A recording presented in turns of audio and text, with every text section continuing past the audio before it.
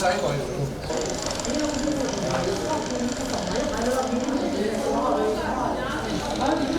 ကျအဲ့တော့တိုက်တယ်မှာနေလို့ရှိတယ်ကျိုးကြပါ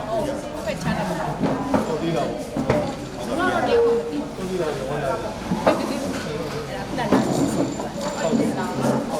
ယ်လွယ်ဝေးလိုက်ဟုတ်ကဲ့အဲ့ဒါလေးဟုတ်ကဲ့ဆိုလို့ရှိရင်ကျွန်တော် NSC National State Academy အကြောင်းကိုကျွန်တော်ရောက်ရှိနေပြီဖြစ်ပါတယ်။ကျွန်တော်ပါတီဥက္ကဋ္ဌကြီးဥက္ကဋ္ဌကြီးနဲ့ဒုတိယဥက္ကဋ္ဌများအထွေထွေတွင်းမှုနဲ့ဘလုံးဆောင်ဖွဲ့ပူတိုင်းဒါလာရောက်ပြီးအားပေးခြင်းဖြစ်ပါတယ်။မနေ့ကကျွန်တော်စေဝါကူတာမှုအခမဲ့စေဝါကူတာမှုလုပ်ထားပြီးသားဖြစ်ပါတယ်။အခု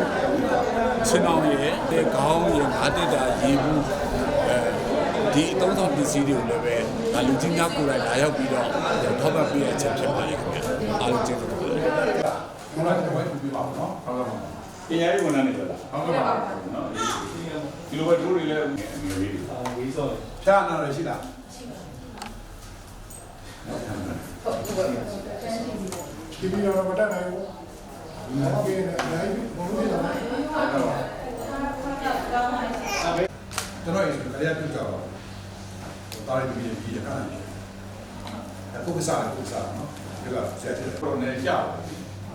ငလင်းရဲ့သဘောကတော့တလားလောက်တော့နည်းနည်းလေးပေါ့